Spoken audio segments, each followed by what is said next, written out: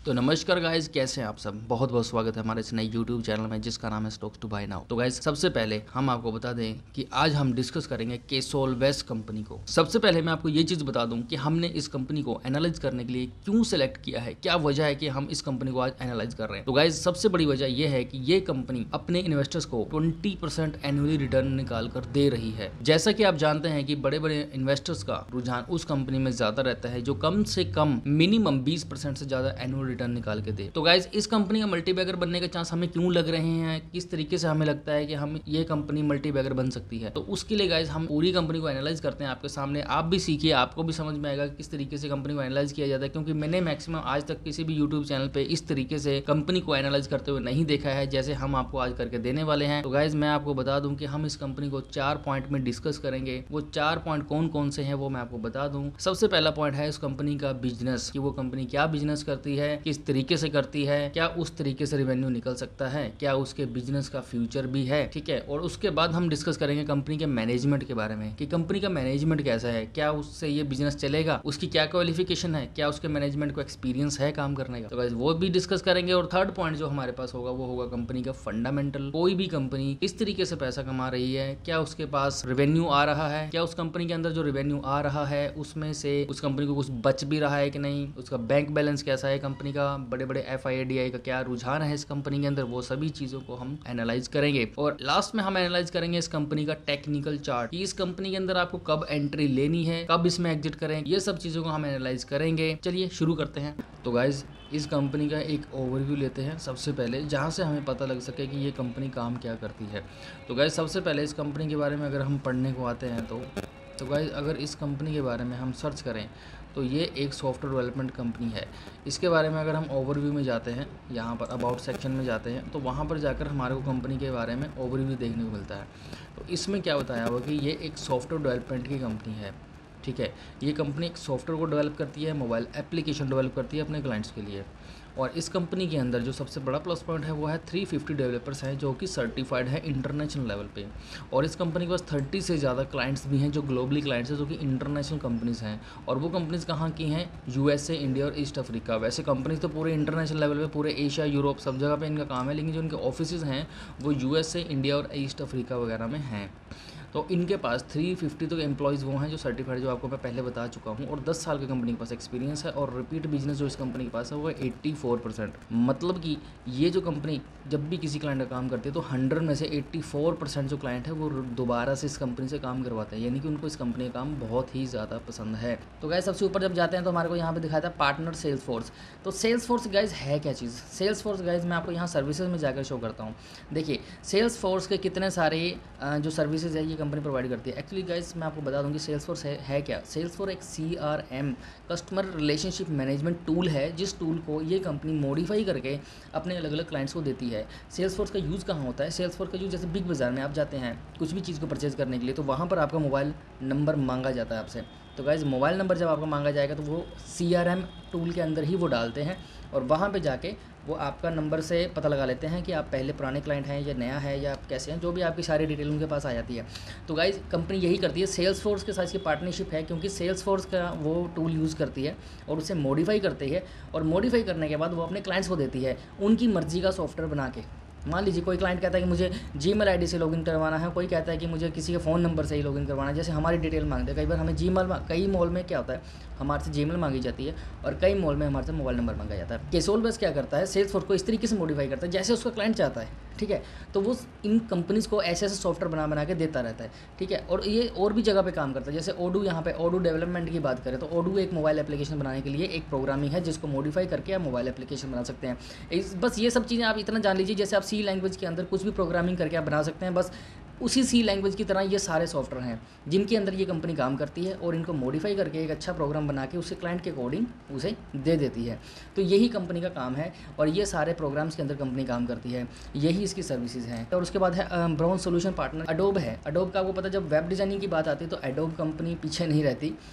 Adobe के Photoshop और इसका फ्लैश ये बहुत जगह पर यूज़ किया जाता है, तो इसलिए एडोब के साथ इस कंपनी की पार्टनरशिप है। और एडोब कंपनी की इसके साथ पार्टनरशिप ये शो करती है कि वाकई ही ये एक सीरियस कंपनी है। कोई इतनी बड़ी कंपनी इंडियन कंपनी के साथ अगर डील करती है तो ये बहुत ही एक प्लस पॉइंट है किसी भी कंपनी के बिजनेस के लिए। अगर आपकी बात करें तो ये नास्कॉम मेंबर दिखाई दे रहा है। तो गाइज ये नास्कॉम मेंबर क्या है?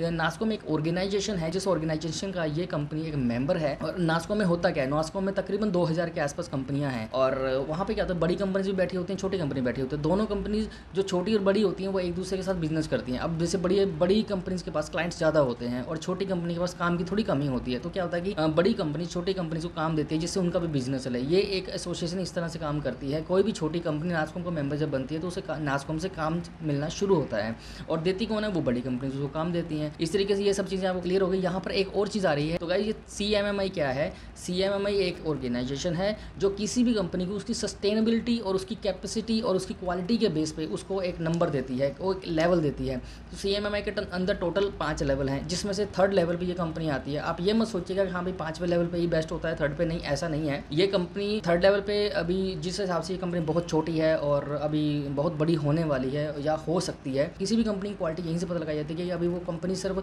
400-500 करोड़ की हो और बहुत छोटी कंपनी हो, जबकि इंडिया में आपने देखा 1.5 लाख करोड़, 2 लाख करोड़, 10 लाख करोड़ की कंपनियां हैं और ये तो सिर्फ 500 करोड़ की कंपनी है। इतनी छोटी सी कंपनी है और अभी से इस कंपनी ने CMMI लेवल को 3 क्रॉस कर लिया है और यहाँ सेल्सफोर्स की पार्टनरशिप है, अडोब भी इसका पार्टनर है और ओडू भी इसका पार्टनर है। तो ओडू का तो पार्टनर या भी रिसेंटली गोल्डन पार्टनर बना है ओडू का, वो भी बहुत बड़ी चीज़ है इस कंपनी के लिए। तो ये तो गाइज इस कंपनी के पार्टनर्स की बात की थी और अभी पार्टनर के बाद इस कंपनी के साथ हम बात करते हैं इसके क्लाइंट्स की। तो गाइज अगर क्लाइंट्स की बात करें तो कैसोलवेस के साथ बड़ी बड़ी कंपनीज आज उसके साथ बिजनेस कर रही हैं, यानी कैसोलवेस की क्लाइंट्स हैं। और इसके अंदर अगर बात करें तो एक देखिए सबसे बड़ा नाम यहाँ पे परसिस्टेंट सिस्टम का आता है। परसिस्टेंट आपको पता है कि कोई छोटी मोटी कंपनी नहीं है और इसका नाम भी इंडिया में बहुत ज़्यादा ही अच्छा है। और LTI लार्सन ट्यूबर, यानी कि क्या होता है कि इस सरकारी कंपनीज भी इससे काम करवा रही हैं और परसिस्टेंट सिस्टम जैसी इतनी अच्छी कंपनी से काम करवा रही है और उसके बाद भी 80+ क्लाइंट हो चुके हैं। तो ये तो सिर्फ कुछ क्लाइंट्स का है। अगर आप इसकी एनुअल रिपोर्ट निकालोगे तो इसमें बहुत सारे क्लाइंट्स इनके पास हैं जो कि रेगुलर इनसे काम करवा रहे हैं और 80% रिटेंशन आपको अभी बताया है। तो 80% रिटेंशन मतलब कि सारे क्लाइंट्स में से 80% लोग इनसे दोबारा काम करवाते रहते हैं। तो ये तो गाइज रही इनकी क्लाइंट्स की बात। अब हम बात करते हैं कि ये कंपनी बिजनेस कैसे करती है। तो गाइज ये आ गया है हमारे पास इस कंपनी का रेवेन्यू बाय टाइप, किस तरह से ये कंपनी काम करती है गाइस। तो अब सबसे पहले आपको चीज़ समझ में आ जाएगी कि नॉर्थ अमेरिका में 77% इससे क्लाइंट नॉर्थ अमेरिका में बैठे हैं। ये कंपनी नॉर्थ अमेरिका में सबसे ज़्यादा बिजनेस कर रही है और उसके बाद बाकी बचे हुए पूरे वर्ल्ड में ये कंपनी बिजनेस किस तरीके से कर रही है वो आपको यहाँ समझ में आ रहा होगा। इसके बाद अगर बात करें वर्ल्ड के कंट्रीज़ के अंदर, यहाँ पर आपको पूरा सिनेरियो दिखाई दे रहा है कि हाँ भी कितने कंट्रीज़, कौन सी कंट्रीज इस कंपनी से काम करवाते हैं, जिससे क्लियर होता है कि ये कंपनी कोई छोटी मोटी कंपनी नहीं है कि सिर्फ इंडिया में बैठी है या छोटा सा काम कर, नहीं, नॉर्थ अमेरिका से 77% इस कंपनी का बिजनेस होता है, जो कि बहुत बड़ा प्लस पॉइंट है। तो आगे चलते हैं रेवेन्यू बाय टाइप में। इसके अंदर सर्विसेज से 93% रेवेन्यू जनरेट करती है कंपनी। तो गाइज यहाँ पे ये चीज़ समझ में आता है कि इस कंपनी का जो रेवेन्यू है वो सर्विसेज से ज़्यादा है और प्रोडक्ट बनाने से सिर्फ 7% रेवेन्यू जनरेट होता है। तो गाइज ये चीज़ देखिए, अगर किसी कंपनी का 93% रेवेन्यू सिर्फ सर्विसेज से आ रहा है और 7% रेवेन्यू कंपनी के प्रोडक्ट से आ रहा है, तो गाइज ये देखिए कि अगर आप 10 रुपये का प्रोडक्ट बनाते हैं और आप उससे 10 गुना पैसा रॉयल्टी खाते हैं तो वो बहुत ही अच्छी चीज़ है। हालांकि ये 10 गुना से भी ज़्यादा है, 12 के आसपास है। तो ये बहुत ही अच्छी चीज़ है कि आपने एक बार प्रोडक्ट बनाया और उसकी सर्विसेज से आप पैसा कमा रहे हैं, तो एक रॉयल्टी इनकम की बात हो जाती है यहाँ पे और ये बहुत बड़ा प्लस पॉइंट रहता है इस कंपनी के लिए। तो गाइज ये बात तो थी इस कंपनी के बिजनेस की, ये कंपनी बिजनेस क्या करती है, किस तरीके से कर रही है, वो सिर्फ सब चीज़ें हमने आपको यहाँ पर दिखाई। और अब बात करते हैं इस कंपनी के मैनेजमेंट के बारे में कि इस कंपनी के मैनेजमेंट क्या है और इस कंपनी के मैनेजमेंट में कौन कौन है। तो गाइज उसके लिए भी हमने स्लाइड्स निकाली हैं, वो आपको मैं दिखाता हूँ। इसके मैनेजमेंट में सबसे पहले इनके जो MD हैं वो है मिस्टर रतन कुमार श्रीवास्तव। इनके बारे में हम पढ़ते हैं। सबसे पहले जो सबसे बड़ा प्लस पॉइंट हम आपको बताएंगे, वो इनके पास मोर देन 15 ईयर्स का इंडस्ट्री का IT इंडस्ट्री का एक्सपीरियंस है, जो कि बहुत ही बढ़िया है, बहुत ही बढ़िया। किसी कंपनी के CEO को उसी फील्ड में 15 ईयर का पहले एक्सपीरियंस मिला, उसके बाद उन्होंने आगे अपनी कंपनी को शुरू किया। और वो एक्सपीरियंस किन किन के साथ था ये देखिए यहाँ पर सब बताया। Has work with Tech Mahindra, Birlasoft और HSBC एंड परसिस्टेंट सिस्टम। तो देखिएगा यहाँ पर कितनी बढ़िया बात है कि परसिस्टेंट सिस्टम से पहले काम सीखा और परसिस्टेंट सिस्टम एक्सपीरियंस किया और उसके बाद परसिस्टेंट इतने कैपेबल बन गए कि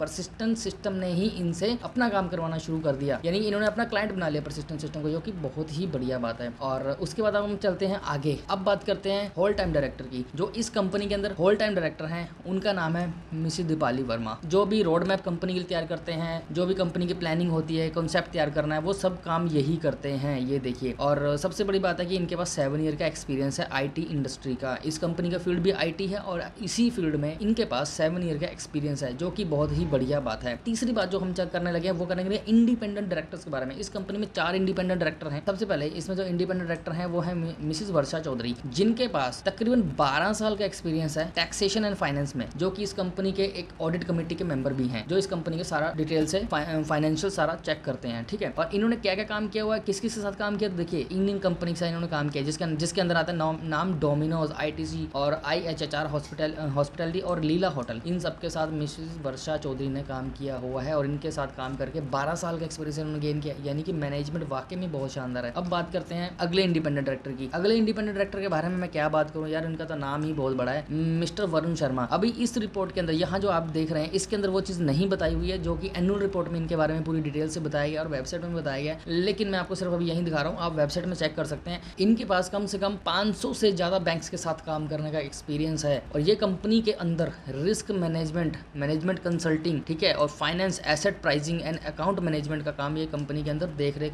करते हैं, ये कंपनी के अंदर देखते हैं। उसके बाद सबसे बड़ी बात है कि इनके पास भी 7 ईयर का एक्सपीरियंस है। ये देखिए 7 ईयर का इनके पास एक्सपीरियंस है और इंडिपेंडेंट डायरेक्टर हैं। और मिस्टर अर्पित गोयल हैं इंडिपेंडेंट डायरेक्टर। ये पहले इनका नाम इंडिपेंडेंट डायरेक्टर में आ रहा है आज के टाइम, लेकिन अभी प्रेजेंट में देखा जाए तो यह इंडिपेंडेंट डायरेक्टर प्रेजेंट में नहीं है। इनकी जगह पर 2 इंडिपेंडेंट डायरेक्टर और आए हैं, जिनमें से एक इंडिपेंडेंट डायरेक्टर की बात करें तो गाइस ये देखिए यहाँ पर पूरी लिस्ट है, वेबसाइट के अंदर हम आए हैं तो यहाँ पर पूरा मैनेजमेंट आपको साफ साफ दिखाई दे सकता है। दीपाली वर्मा, वर्षा चौधरी जी के बारे में बात की थी। यहाँ पर एक चीज आपको देखने को मिलेगी, यहाँ वरुण शर्मा है लेकिन जो चौथा नाम था वो यहाँ पर नहीं है, उसकी जगह पर सुषमा समर्थ आई हैं और साथ में वनीत कृष्णा आए हैं। वनीत कृष्णा की अगर बात की जाए तो इनके पास तकरीबन 20 साल का एक्सपीरियंस है आईटी फील्ड में और भी कंपनी के साथ इन्होंने काम किया है, जैसे कि ICICI लैम्बोर्ड। और सुषमा समर्थ जी हैं, इनके पास भी बहुत सारा बड़ा एक्सपीरियंस है आईटी फील्ड के अंदर ही। तो आप एक चीज की नोट कीजिए, इसमें देखिए सिर्फ एक चेयरमैन है यानी कि मैनेजिंग डायरेक्टर एक है और होल टाइम डायरेक्टर एक है, और इंडिपेंडेंट डायरेक्टर आपके पास यहाँ 4 हैं, यानी कि आपके पास 4 इंडिपेंडेंट डायरेक्टर, मतलब 50% से ज्यादा आपके पास इंडिपेंडेंट डायरेक्टर हैं, जो कि एक कंपनी के लिए बहुत ही बड़ा प्लस पॉइंट होता है, क्योंकि इंडिपेंडेंट डायरेक्टर का किसी भी कंपनी के साथ कोई स्वार्थ नहीं जुड़ा होता कि उसको पैसे मिलने हैं और उसकी वजह से कंपनी में हेरा फेरी होने दे या फिर ऑडिट करते समय गलतियां छोड़ दे या फिर देख रेख ज्यादा सीरियस होकर ना करे। नहीं, ऐसा नहीं है। इंडिपेंडेंट डायरेक्टर का काम ही यही होता है कि कंपनी के अंदर कहीं भी कुछ गड़बड़ होती है या कोई डिसीजन लेना होता है या ऑडिट कमेटी में कोई डिसीजन लेना होता है तो गाइज उसके लिए वो बिल्कुल फ्री होते हैं, उनके सिर पर किसी भी तरह का कोई दबाव नहीं होता, बिल्कुल अपने माइंड को यूज करके वो एक फाइनल डिसीजन लेते हैं कि हमारी तरफ से ये डिसीजन बनता है। इंडिपेंडेंट डायरेक्टर का होना किसी भी कंपनी के लिए ये साबित करता है कि ये एक प्रोफेशनल कंपनी है। जो फैमिली ऑन्ड बिजनेस होते हैं जैसे कि DHFL था, उस तरह की कंपनी सक्सेस ज्यादा लंबे समय तक नहीं हो सकती, क्योंकि फैमिली ऑन्ड बिजनेस चलाने के लिए आपको प्रोफेशनल स्टाफ चाहिए। प्रोफेशनल स्टाफ तो होता नहीं, उसके अंदर वो क्या होता है, चाचे मामे ताए सारे इकट्ठे हुए होते हैं एक जगह पे और वो मिलकर सोचते हैं कि हम बिजनेस चलाएंगे। तो गाइज ऐसा नहीं होता, प्रोफेशनल बिजनेस प्रोफेशनल तरीके से ही चलता है और इस कंपनी के अंदर मैक्सिमम प्रोफेशनलिज्म को फॉलो किया जा रहा है। वहाँ पे क्लियर हो रहा है हमें बिल्कुल, क्योंकि 50% से ज्यादा इंडिपेंडेंट डायरेक्टर है और एक होल टाइम डायरेक्टर है और ट्रैक रिकॉर्ड बनाने वाला या रोड मैप तैयार करने वाला एक ही डायरेक्टर है। तो ये बहुत ही बढ़िया बात है, यानी कि ये नहीं कि 2 होल टाइम डायरेक्टर हों या 2 MD हों, जिसकी वजह से क्या होता है कि क्लैश होती हैं बातें और वो उसके सिर पर जिम्मेवारी वो उसके सिर पर जिम्मेवारी छोड़ता है। ऐसा कुछ नहीं, ये कंपनी के अंदर बिल्कुल क्लियर है कि ये काम इसका है और ये काम इसका है। तो गाइज यहाँ से अब स्टाफ के बारे में बात कर लिए, सारा एक्सपीरियंस स्टाफ है, कोई भी छोटा मोटा स्टाफ नहीं है इस कंपनी के अंदर। जितने भी स्टाफ रखे जा रहे हैं तो गाइज मैं जैसे आपको बता रहा था कि अभी कोई भी स्टाफ रखा जाता है या डायरेक्टर इंडिपेंडेंट डायरेक्टर रखा जाता है, उसके बारे में कंपनी ने यहाँ पर अपनी चीजें क्लियर की हैं कि ये देखिए यहाँ पर committee shall consider the ethical standard of integrity of probability qualification expertise and experience of the person for appointment as director. यानी किसी को भी एज ए डायरेक्टर के तौर पे इस कंपनी रखना हो, इंडिपेंडेंट डायरेक्टर या होल टाइम डायरेक्टर, जो भी अपॉइंटमेंट हो रही है उसके लिए एक स्टैंडर्ड है इनका रखा हो, यानी स्टैंडर्ड सेट्स हैं, एथिकल स्टैंडर्ड्स हैं, यानी कि इन्होंने कुछ कंडीशंस रखी हुई हैं। उनको वो कंडीशंस किसके तहत है, कंपनीज एक्ट 2013 के रूल्स में हैं वो चीज़ें, यानी कि सेबी के जो एक्ट 2013 है उसमें उसके तहत इन चीज़ों का रूल बनाया गया है। तो ऐसा नहीं है कि आपने इंटरव्यू दिया आप पास हो गए, नहीं, आपको सारी कंडीशंस को पूरा करना पड़ेगा तब जाके आप इस कंपनी के अंदर डायरेक्टर या KMP सीनियर मैनेजर जो भी आप बनना चाहते हो, उन सब के लिए एक्ट 2013 के अकॉर्डिंग रूल्स बनाए गए हैं जिनको आपको पास करना होगा और उसके बाद ही आप इस कंपनी के अंदर पोजीशन अपनी ले सकते हो। इस कंपनी के अंदर बाकी चीज़ें क्या, बाकी इसमें कंपनी के अंदर किसी भी तरह से कोई भी कोर्ट केस नहीं है। अगर बात करें कि इस कंपनी के अंदर कोई कोर्ट केस हो या फिर किसी भी तरह से कोई कंपनी ने गवर्नमेंट ने या कोर्ट ने कोई धारा लगा रखी हो या फिर कोई भी रिस्ट्रिक्शन हो इस कंपनी के ऊपर जिसकी वजह से क्या होता है कि कंपनी का बिजनेस चलने में कोई दिक्कत आ रही है, तो गाइज इस चीज़ के लिए इन्होंने साफ मना कर दिया कि ऐसा कुछ भी नहीं है। तो गाइज बात करते हैं थर्ड पार्टी ट्रांजेक्शन के बारे में, थर्ड पार्टी ट्रांजेक्शन के बारे में इस कंपनी ने यहाँ पर क्लियर कर दिया है कि भाई इस साल कोई थर्ड पार्टी ट्रांजेक्शन नहीं हुई है। पिछले साल हुई थी, उसके बारे में कंपनी ने यहाँ पे क्लियर कर दिया था और वो चीज़ कंपनी ने यहाँ पर क्लियर कर दिया है आज भी कि इस साल कोई ट्रांजेक्शन नहीं हुई है। और जो इन्होंने बताया कि अगर होती भी है तो एक ऑडिट कमेटी जो है वो उसको पास करती है। ये देखिए ये लाइन पढ़ी है, इसके अंदर बताया गया है कि हाँ भी अगर ऑडिट कमेटी जो है all related party transaction are placed before audit committee for review approval, यानी कि ऑडिट कमेटी जब तक पास नहीं करेगी तब तक थर्ड पार्टी ट्रांजेक्शन नहीं होती इस कंपनी के अंदर। वो चीज़ इन्होंने क्लियर की है। जो भी अच्छी कंपनी थी वो ऐसे ही करती है। और ऑडिट कमेटी के जो मेंबर्स होते हैं ना, मैं आपको ये बता दूं, ऑडिट कमेटी है ये वाली, इस कमेटी के जो मेंबर्स होते हैं वो मेंबर्स गाइज उनमें से भी 50% से ज़्यादा इंडिपेंडेंट डायरेक्टर होते हैं। और इस भी कंपनी के भी ऑडिट कमेटी के अंदर 2 इंडिपेंडेंट डायरेक्टर है, 1 होल टाइम डायरेक्टर है। तो गाइज आगे चलते हैं। तो गाइज अब बात आती है इस कंपनी के जो स्टाफ है उनके द्वारा लिए जाने वाली सैलरी के ऊपर हम ध्यान देते हैं। ये इस कंपनी के इस साल की सैलरी है जो इन्होंने लिया है, कंपनी से पैसा लिया है, जो अपनी सैलरी के तौर पे पैसा लिया है। तो गाइज मैं एक बात बता दूं, ये चीज़ इतनी ध्यान देने वाली जो है वो इसलिए है क्योंकि जब 2019 की बात करें तो 2019 में इस कंपनी ने टोटल अमाउंट का तकरीबन 10% हिस्सा एज ए सैलरी अपने पास लिया था, जबकि पिछली बार का जो अमाउंट था वो थोड़ा था। और इस बार का जो अमाउंट है वो बहुत ज़्यादा अच्छा अमाउंट आया, जो कि फाइनेंशियल रिपोर्ट में आप देख पाएंगे। और इस बार का फिर भी ज़्यादा आने के बावजूद भी इस कंपनी ने सिर्फ 5% ही अपना सैलरी में डिवाइड किया है। यानी कि कंपनी का जो मेंटेलिटी है वो यही है कि बिजनेस पहले ग्रो किया जाए और बाद में हम पैसा कमा लेंगे, क्योंकि जब बिजनेस ग्रो हो गया तो ऑब्वियसली ये सब शेयर होल्डर होते हैं तो इनके पास पैसा आ ही जाता है। तो ये बहुत बड़ा प्लस पॉइंट है कि जो लास्ट टाइम था कंपनी सिर्फ 10% अमाउंट अपनी जेब में डाला था और इस बार सिर्फ 5% इसके मैनेजमेंट ने अपनी जेब में डाला है। तो गाइज चलते हैं इस कंपनी के फाइनेंशियल रिपोर्ट देखने कि ये कंपनी के फंडामेंटल्स कैसे काम कर रहे हैं। तो गाइज देखिए, ध्यान से देखिए, इस कंपनी के फंडामेंटल केसोलवेस कंपनी के जो फंडामेंटल हैं वो किस तरीके से काम कर रहे हैं आप देखिए। सबसे पहले कंपनी के अंदर क्या है कि कंपनी जो मार्केट कैपिटलाइजेशन 391 करोड़ की है, जो कि एक छोटी कंपनी है, बहुत ही छोटी कंपनी, बड़ी कंपनी नहीं है। और इसके ग्रोथ होने के चांस इसलिए ज़्यादा है क्योंकि ये बहुत छोटी है और इसके मुकाबले बाकी जो कॉम्पिटिटर्स हैं वो बहुत बड़े बड़े कंपनीज है। और अब बात करते हैं सबसे पहले प्लेजिंग, 1% भी प्लेजिंग नहीं है, जो कि बहुत शानदार बात है, बहुत ही बढ़िया बात है। और अगली बात करते हैं डेट टू इक्विटी, इस कंपनी के ऊपर 1% भी कोई डेट नहीं है, सारा पैसा इन्होंने खुद का यूज़ किया है। क्योंकि अगर डेट होता है तो कंपनी के सिर पे क्या होता है कि वो डेट चुकाने में लगी रहती है। ROE उस कंपनी का 106%, यानी कि हर साल कंपनी पैसा डबल कर रही है। हम तो कह रहे हैं कि इस कंपनी को हमने इसलिए सिलेक्ट किया था कि 20% से ऊपर रेवेन्यू था, अब 20% से ऊपर गया है, इसमें तो 100% रेवेन्यू है। बात करते हैं ईयर ऑन ईयर बेसिस पे कंपनी के प्रॉफिट एंड लॉस स्टेटमेंट की। तो ईयर ऑन ईयर बेस पे अगर हम देखें तो 2015 में इस कंपनी कोई सेल नहीं थी और 2016 में 2,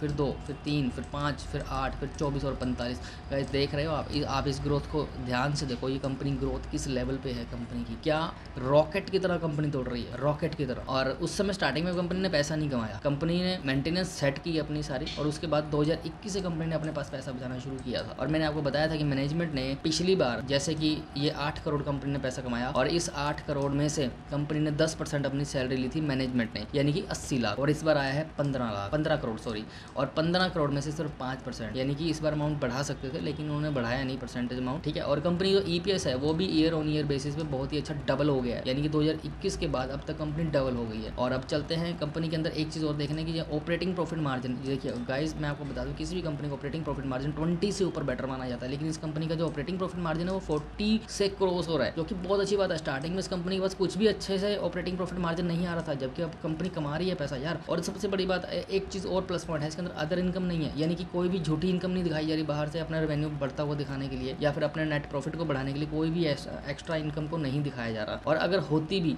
अगर 1 करोड़ है भी है तो ये इससे इतना तो हर कंपनी के अंदर नॉर्मली पाया ही जाता है। और अगर ये 1 करोड़ भी है तो 19 करोड़ के मुकाबले कोई बड़ी चीज़ नहीं है। और इंटरेस्ट, कंपनी कोई इंटरेस्ट पे नहीं करी क्योंकि सारा पैसा जेब से है, सारा प्रॉफिट है भाई, कोई कुछ नहीं पे करना इस तरह का। और सबसे अच्छी चीज़ एक और है, उसमें क्या है, टैक्सेशन। हर कंपनी, अगर मैं आपको एक बात बता दूंगी, अच्छी कंपनी का जो टैक्सेशन है वो 25-30 के बीच में ही घूमता रहता है, ठीक है, 25-30 के आसपास, अराउंड इतने के राउंड ही रहना चाहिए, तो वो कंपनी अच्छी मानी जाती है, यानी कोई वो हेर फेर नहीं कर रही है, ठीक है। और इस कंपनी का टैक्सेशन भी वही 24-25-24 इतने के राउंड ही घूमता जा रहा है। पहले कंपनी में थोड़ी सी गड़बड़ थी लेकिन उसके बाद सेटिंग हो गई सारी की सारी। अब नेट प्रॉफिट भी बढ़ता जा रहा है, जिस तरीके से आपको दिखाया कि ऑपरेटिंग प्रॉफिट बढ़िया हो रहा है तो नेट प्रॉफिट भी बढ़ता जा रहा है कंपनी के अंदर। और कंपनी ने अब डिविडेंड भी पे करना शुरू कर दिया है, यहाँ आपको साफ दिखाई दे रहा है। हालांकि मैं डिविडेंड पे ज़्यादा ध्यान नहीं देता, ठीक है, मुझे इस चीज़ से कोई मतलब नहीं क्योंकि मैं तो प्रॉफिट की बात करता हूँ। अब आता है बैलेंस शीट। अब कंपनी की बैलेंस शीट अगर देखिए तो शेयर कैपिटल जो है कंपनी ने डाइल्यूट किया है अपने शेयर, यानी कि अपनी होल्डिंग जो इनके पास तकरीबन अगर इसकी एनुअल रिपोर्ट पढ़ी जाए तो एनुअल रिपोर्ट में दिखता है कि इस कंपनी के पास होल्डिंग थी जो 100% होल्डिंग थी और उसके बाद उन्होंने उस होल्डिंग को छोड़ना शुरू शुरू किया धीरे धीरे, जिसकी वजह से क्या हुआ, उन्होंने शेयर डाइल्यूट हुए और अपनी होल्डिंग को हटाया, और जिसकी वजह से शेयर कैपिटल इनका मार्केट में आया और पब्लिक को भी बाय करने के लिए मौका मिल रहा है। इस कंपनी के रिजर्व की बात करें तो रिजर्व देखिए 0, 0, 1,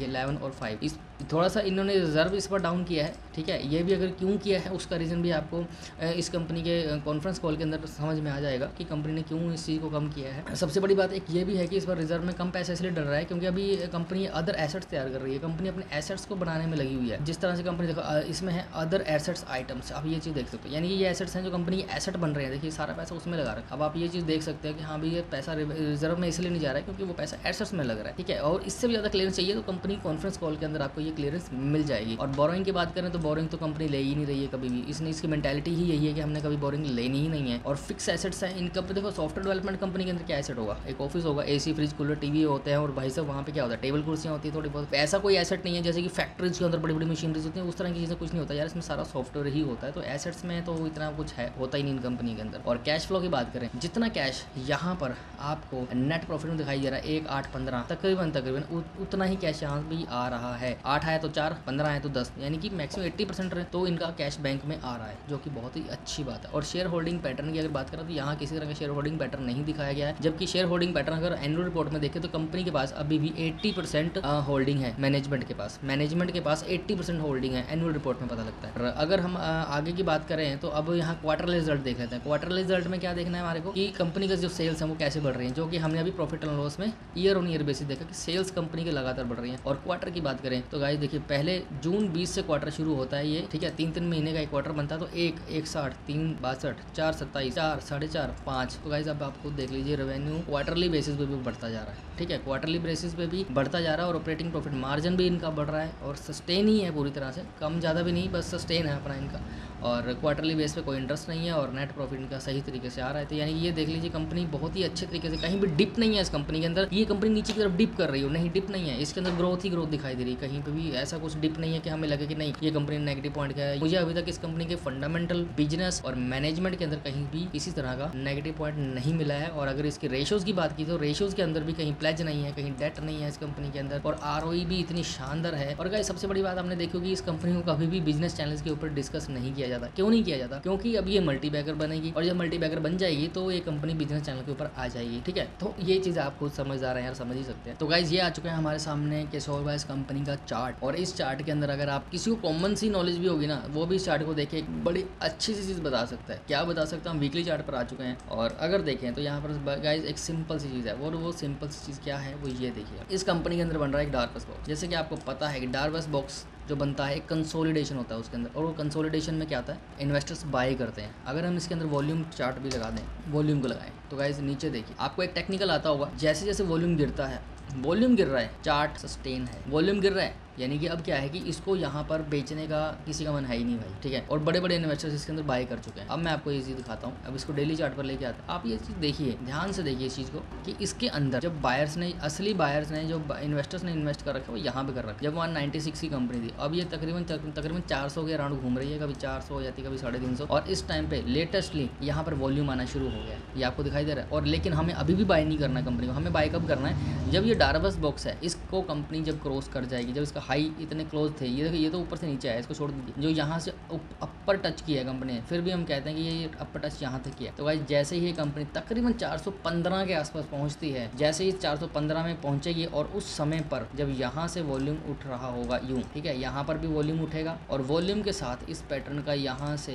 ऐसे ब्रेकआउट हो गया, तो गाइस आप इस कंपनी को शांति से और मजे से इसको बाय कर लीजिए। ये ऐसा रेवेन्यू देने वाली है आपको, ऐसा रिटर्न देने वाली है आने वाले टाइम के अंदर, चाहे वो 2 साल लग जाए, चाहे 30 साल लग जाए, ये कंपनी आपको डबल से भी ज़्यादा होती दिखाई देगी। तकरीबन अगर हम अंदाजा लगाएं तो कंपनी 5 गुना होती है, आपको दिखाई दे सकती है। शर्त सिर्फ इतनी है कि इस कंपनी के अंदर कोई बैड न्यूज़ ना आए। तो उसके लिए आपने एक चीज़ जरूर करनी है कि कंपनी के अंदर बैड न्यूज़ आई है या नहीं आई है, उस चीज़ को देखने के लिए ना आप इस कंपनी के अंदर आप NSE की इंडिया की जो वेबसाइट है ना, यहाँ पर केसोलवाइस के अंदर आप ये अपडेट्स देखते रहिए। यहाँ पर किसी भी कंपनी के अंदर अपडेट आती है ना कि हाँ भाई इस कंपनी ने ये अपने माल बेच दिया, ये कंपनी अब किसी और को अपने सारे शेयर्स बेच रही है, कुछ इस तरह से, उसकी अपडेट आप यहाँ डेली देखते रहना। अगर किसी तरह की कोई अपडेट आती है फिर हम डिस्कस कर सकते हैं, सोच सकते हैं कि कुछ गलत हो सकता है कंपनी में या नहीं। फिलहाल तो अभी तक ऐसी कोई बैड न्यूज़ नहीं है और कंपनी अपने आप को और भी एक्सपेंड कर रही है और अच्छे तरीके से कंपनी और भी कई देशों में जाने का प्लान बना रही है। फिलहाल तो आज की वीडियो यहीं खत्म करते हैं। आपको टेक्निकल, फंडामेंटल, बिजनेस और मैनेजमेंट इन सब चीज़ों के बारे में बड़े अच्छे से समझा दिया है और आई थिंक आपको पता लग चुका होगा कि कंपनी को किस तरीके से हम एनालाइज कर सकते हैं। आगे के लिए अभी तक के लिए फिलहाल तो यहीं खत्म करते हैं और बाकी आप कमेंट में गाइस जरूर बताना कि आपको किस कंपनी में भरोसा है और आप किस तरह की कंपनी को बाय करने की सोच रहे हैं, तो उसके बारे में भी हम यहाँ पर एनालाइज कर सकते हैं। तो गाइस इस वीडियो को यहीं खत्म करते हैं, मिलते हैं नेक्स्ट वीडियो में। तब तक के लिए गुड नाइट, बाय बाय, धन्यवाद।